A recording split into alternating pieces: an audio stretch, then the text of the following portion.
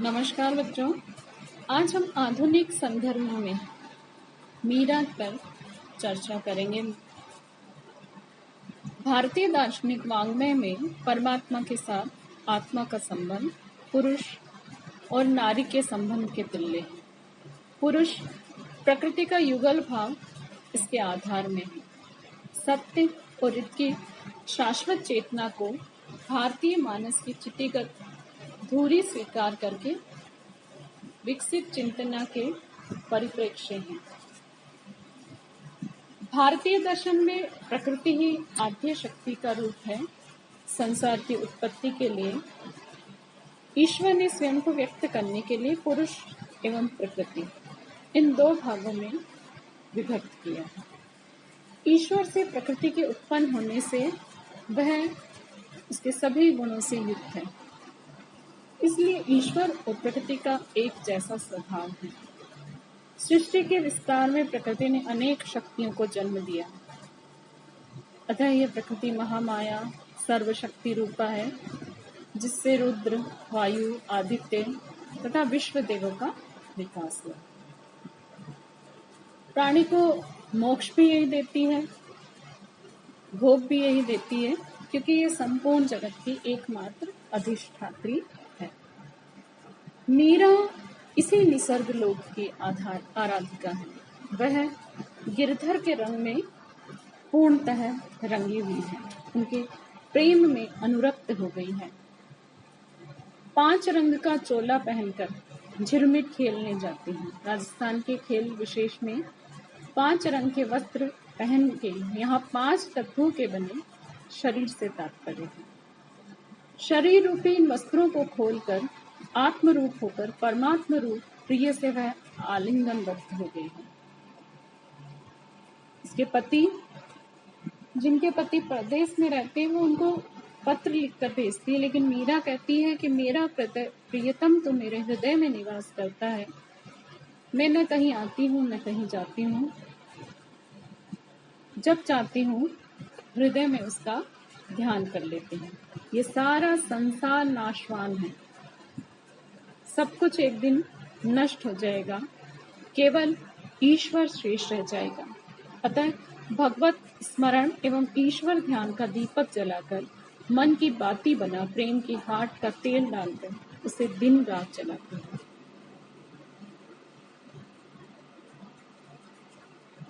अतः हम देखते हैं कि मीरा जिस प्रियतम को अपना इष्ट मान चुकी है, वह शाश्वत पुरुष ब्रह्म है और मीरा स्वयं प्रकृति है।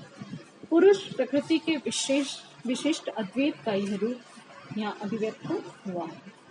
इसी दर्शन को मीरा ने माधुर्य भक्ति के रस से सरोबार कर सबको अवगाहन कराया। ये मान्यता है कि नियति जब किसी को श्रेष्ठतम बनाना चाहती है तो उसे दुस्सह्य दुख देकर नंगी आंखों से जीवन के यथार्थ की झांकी दिखाती है, या फिर काम के उद्दाम प्रवाह में डाल कामनाओं की तरंगों पर घुमाती हुई भयंकर गहनता अतलता से परिचय करवाती है। यह नियति भी मीरा की एक हितैषी ही थी, जिसने उसे अपनाया, उसे 2 वर्ष की आयु में मात्र स्नेह से वंचित कर दिया।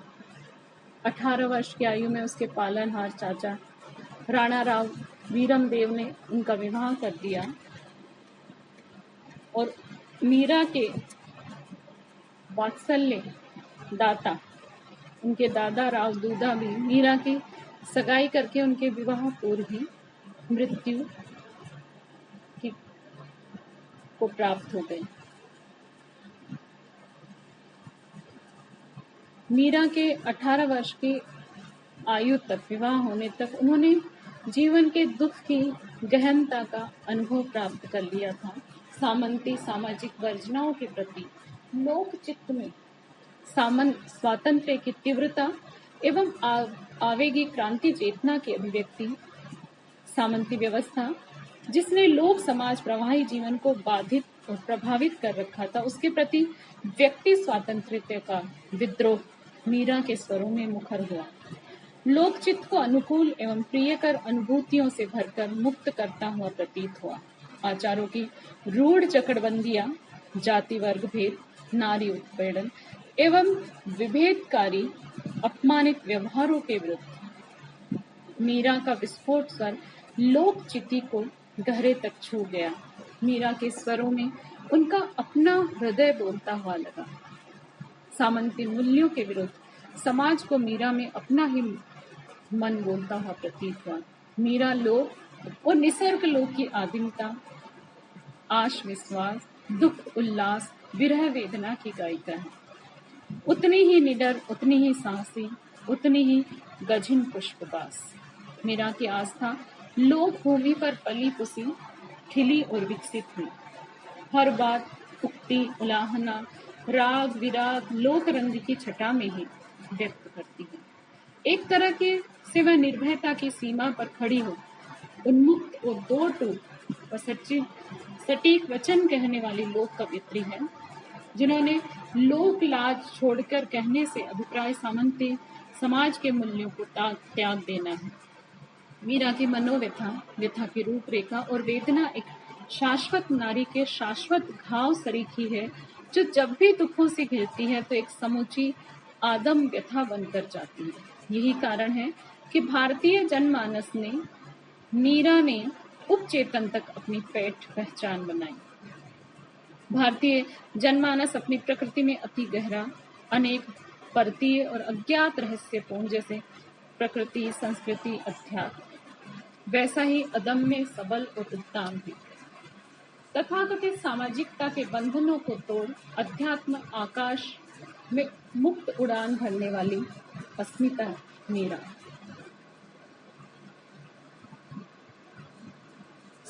सर्वाधिष्ठान, सर्वातीत, शब्दातीत भी है।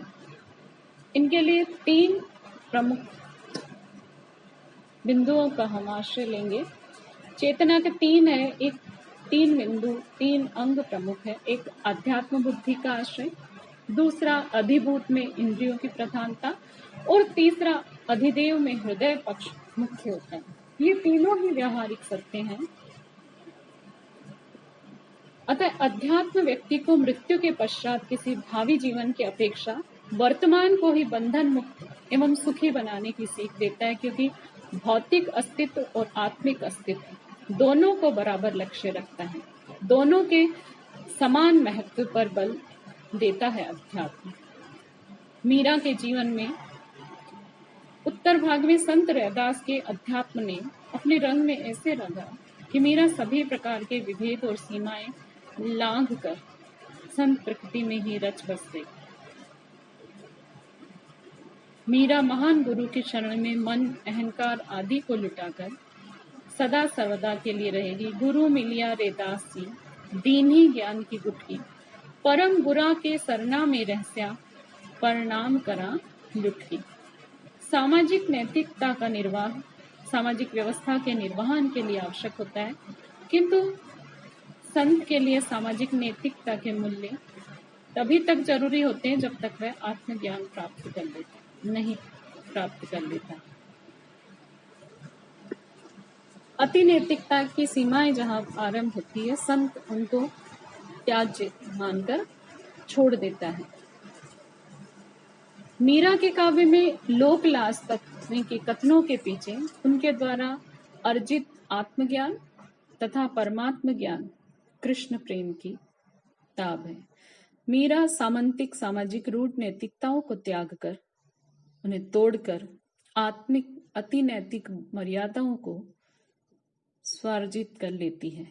उसे समाज की चिंताएं व्यर्थ लगती है और एक निष्ठ भाव से अपने गिरधर गोपाल का साक्षात्कार करते हुए कहती है, मेरे तो गिरधर गोपाल दूसरो न कोई, जाके सिर मोर मुकुट मेरो पति सोई। छाणी दई कुल की कानी कहाँ करी है कोई, संतन ढिग बैठी बैठी लोक लाज खोल। ये सीधी चेतावनी और विद्रोह इन पंक्तियों में, 2 पंक्तियों में व्यक्त हुआ है कि मैंने कुल की जो मर्यादा है उसका त्याग कर दिया है, मेरा कोई कुछ भी नहीं बिगाड़ सकता। और संतों के साथ संकीर्तन करते हुए, उस ईश्वर का नाम स्मरण करते हुए, उस परम सत्ता को स्वयं को समर्पित करते हुए मैंने लोक लज्जा के बंधनों को त्याग दिया है। कुल की कहानी यानी कुल की मर्यादा को छोड़कर और संतों को मध्य बैठकर मीरा ने आनंद रूपी फल को प्राप्त कर लिया है। संतों की संगति के काल अंतराल में वह बेल विकसित हो गई है और उस पर जो फल लगा है वह सुख देही पक्ष और खुशी मानसिक पक्ष से आगे आनंद यानी आनंद आत्मिक पक्ष को फल प्रदान करने वाला है। मीरा कहती है कि दूध की मथनिया बड़े प्रेम से बिलोई, दधी मथी घृत काढ़ लियो, डारी दई छोई। भगति देख राजी हुई, जगति देख रोई, दासी मीरा लाल गिरधर तारो अप मोही। कि दही बिलोने पर घृत निकालने के बाद जो छाछ होती है उसके छाछ को फेंक देने का रूपक का यहाँ सुंदर प्रयोग मीरा ने किया है। कृष्ण भक्तों की दशा को देख करके तो वह प्रसन्न होती है और इन सांसारिक मोह माया के बंधनों में फंसे हुए लोगों के कृत्यों को देखकर मीरा आंसू बहाती है। इस मीरा के पद ऐसे भी हैं जहां एक ही नहीं तीनों लोगों का उन्होंने वर्णन किया है। जब ते मोहि नंद नंदन दृष्टि पर्यो माई, तब ते परलोक लोक कछु न सुहाई। मोरन की चंद्र कला शीस मुकुट सोहे, केसर को तिलक भाल तीन लोक मोहे। जब से मीरा ने परमात्मा का उस परम सत्ता का साक्षात कर लिया है, सारे लोक और परलोक उसके सामने तुच्छ हो गए हैं, व्यर्थ हो गए हैं। उनका कोई भी आकर्षण मीरा को बांधता नहीं है, क्योंकि मीरा कृष्ण के रूप गुण में मोर मुकुट की चंद्रकला के अलौकिक सौंदर्य पर स्वयं ही निछावर नहीं है, बल्कि तीनों लोग उनके प्रति मोहित हैं। मीरा भौतिक सामंती मूल्यों के अधीन इस समाज को त्यागती है। सामंती समाज के मूल्य मर्यादाओं द्वारा शासित दमखोटू तत्कालीन समाज जो राजाओं और सामंतों के भय में जीता है उसको त्यागती है। वह अध्यात्म और धर्म की अनुभूति, आत्म और आत्म की एक सृजन आयाम, स्वतंत्रता, प्रेम, समानता, भावना के मूल्यों आयामों को अपनाती है। मीरा का विद्रोह इस भौतिकवादी सामंती मूल्यों वाले धर्म अध्यात्म विरोधी जड़ एवं शुष्क परिपाटियों से घिरे मृतक तुल्य समाज के प्रति है। मीरा के लिए अध्यात्म जीवन एवं आलोकमय लोक है। वह रस रास वगे लोक की संस्थापिका मुक्त वाहिका की भांति प्रकट होती है। मीरा कहती है, माई सांवरे रंग राची, साज सिंगार बांध पग घुंघरू, लोक लाज तज नाची। गया कुमत लया संगत श्याम प्रीत संग राची, गाया गाया हरि गुण निस्दिन, काल ब्याल कांची। मीरा सिरि गिरधर नटनागर, भगति रसाली बाची। मीरा कहती है कि मैंने लोकलाज इसलिए त्याग दी क्योंकि मेरी कुबुद्धि जो है, कुमति जो है वह नष्ट हो गई है। संसार की असारता, व्यर्थता, भ्रम जाल समझ में आ गया है। इसीलिए साधु जनों की संगति उसने ग्रहण कर ली है। काल को परास्त करके निश्चय ही मीरा कालातीत हो गई है। लोक के आलोक और अलौकिक वृत्त में स्थायी रूप से स्थिर हो गई है। मीरा ने स्वयं को उस परम पुरुष की शक्ति रूपा प्रकृति की नारी के रूप में पहचान लिया है। मीरा में राधा भाव है और नारी मुक्ति और नारी विमर्श और संघर्ष के रूप में मीरा का महत्व भी कम नहीं है। मीरा में अतीत को वर्तमानता में ढालने का तात्विक सामर्थ्य अद्भुत है। वह सामर्थ्य उसके उस अद्वैत दर्शन में है जो समय की सीमाओं को और प्रभाव को मिटा देता है। मीरा ने इसे आत्म विस्तार से प्राप्त किया है, अपनी निष्ठा को अद्वैत में स्थापित किया है। ऐसे ही लौकिक समय को अलौकिक समय में परिवर्तित किया है मीरा ने। जो हमारा और आने वाली पीढ़ियों का वर्तमान बनता रहेगा। इसी संदर्भ में आचार्य हजारी प्रसाद द्विवेदी जी का एक कथन दृष्टव्य है, अतीत क्या चला ही गया, अपने पीछे क्या हम एक विशाल शून्य मरुभूमि छोड़ते जा रहे हैं। आज जो कुछ हम कर रहे हैं, कल क्या वह सब लोप हो जाएगा। मैं स्पष्ट देखता हूँ कि अतीत कहीं गया नहीं, वह मेरे रग रग में लुप्त है। ना अतीत एक विशाल मरुभूमि कभी नहीं है। मीरा की वाणी में अध्यात्म, जीवन, मानवीय शाश्वत तत्व प्रचुर मात्रा में ध्वनित है, जो पूर्वापर किसी पंथ उत्तराधिकार के न होने पर भी मीरा को आज भी अनिवार्य बनाए हुए। मीरा का काव्य में घर का उल्लेख 20 पदों में हुआ, कभी देह रूपी, कभी भौतिक निवास आवास के रूप में, कहीं पराये घर के रूप में, और अंततः परलोक के पिता परमेश्वर गिरधर के रूप में। मैं तो गिरधर के घर जाऊं, गिरधर मारो सांचो प्रीतम देखत रूप लुभाऊं, पिया कब्रे घर आवे, सतगुरु मिल्या सांसा भाग्या सैन बताई सांची, ना घर तेरा ना घर मेरा गावे मेरा दासी। एक और है, बड़े घर ताल लागी रे म्हारा मन री उणारत भागी रे, और आओ सहेलिया रली का पर घर गवण निवरी, झूठी माणिक मोत्यारी झूठी जगमग ज्योति, झूठा सब आभूषण री साची पियाजी री पोती। इतना ही नहीं, पिया अब घर आजो रे, भुवन पति तुम घरी आजो, मारे घर आओ श्याम कब्रे मिलोगे, इत्यादि आध्यात्म ऐसे मार्मिक पद हैं जो पति के परदेश जाने, परदेश जाकर भूल जाने आदि की पीड़ादायक टीसों से भरे हुए हैं या मनुहारों से। इनसे नारी की सामाजिक स्थिति का परिचय मिलता है, जिसमें उसका अकेलापन और उसका परित्याग कर देने की असुरक्षा भी सम्मिलित है। देह रूपी घर की नश्वरता के साथ परमेश्वर के घर की ओर भी दृष्टि होने का उल्लेख है, जो घर अगम है, जहां जाना दुर्लभ है। इस सारे झूठे संसार और इसके आकर्षण को छोड़कर ही वहां जाया जा सकता है। अभाव, दुख, शोक, वेदना की आंच ऐसी ऊर्जा उत्पन्न करते हैं जिसके अस्तित्व निर्धूम जलता रहता है।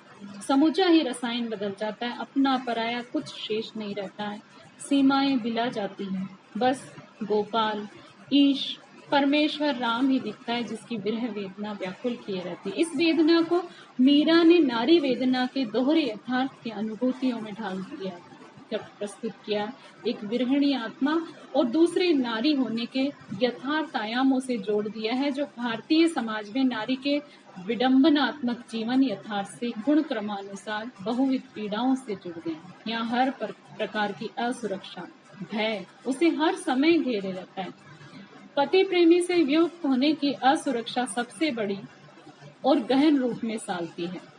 विशेषकर निम्न वर्ग के पुरुष प्रदेश में खटने जाते हैं तो लौटने में वर्षों लग जाते हैं। लोग की समष्टि वेदना को मीरा की वेदना में अपनी 30 वेदना का स्वरूप दिखाई देता है, अपना लगता है, आत्मीय प्रतीति देता है। जब मीरा उस परम पिता को पा लेती है, तभी उसकी विरहाग्नि शांत होती है, मन की पीड़ा बुझ पाती है। मीरा कहती है कि संसार के सिर धूल डालकर मैं अपना घर पा लूं। मीरा की ये धृष्टता वर्तमान नारी विमर्शवादियों को शायद न समझ आए, क्योंकि वो मात्र भौतिक और सांसारिक विषयों तक सीमित है। मीरा सूरत सेल आसमानी अर्थात आंतरिक उर्ध्व मंडलों की बात करती है, जो ध्यान योग के अस्थायी है। मीरा स्पष्ट ही पिया मिलाप के आनंद का उल्लेख बड़े भावपूर्ण शब्दों में करती है कि मैं तो अपने प्रिय में समा गई हूँ, मेरी ज्योति उस परमात्मा ज्योति में विलीन हो गई है। आत्मा रूपी बूंद परमात्मा रूपी बूंद में विलीन हो गई है। आंख देखन मन मोहन को मोरे मनि मोह छवि दायरी, मुख पर को अंचलो दूर कियो तब ज्योति में ज्योति समाई रही। सोच करे अब होत कहाँ, प्रेम के फंदे में आयरी, मीरा के प्रभु गिरधर नागर, बूंद में बूंद समाई रही। अतः मीरा की आध्यात्मिक चेतना में लोक की आलोक चेतना, नारी भावना, नारी वेदना की बहुमुख छवियां, देह से देहात्म अध्यात्म का प्रसार समाहित है। मीरा के आध्यात्म मार्गी आग्रह आज हमारे लोकतांत्रिक जनोन्मुखी सजगता को पुष्ट सबल बना सकते हैं और बढ़ते हुए जन विरोधी, अध्यात्म विरोधी, बाजारवादी, हिंसक, मानवघाती, देशी विदेशी नीतियों व्यवहारों का प्रतिकार करने का सूत्र थमाते हैं। ग्वाल बाल चरवाहा संस्कृति के आत्मपुंज सजग लोकपाल कृष्ण मीरा के एवं अस्मिता के प्रेरक स्वीकार्य हैं, जिसका सुदर्शन चक्र अध्यात्म चक्र देह आत्म चेतना बनकर आज की नितांत भौतिक लोभी स्वार्थांग आतंक की प्रवृत्तियों का विनाश कर सकता है और मानव समाज में पुनः आध्यात्मिक नैतिकता, जिसे मानवीय स्वतंत्रता, समता का लोकतंत्र स्थापित किया जा सकता है।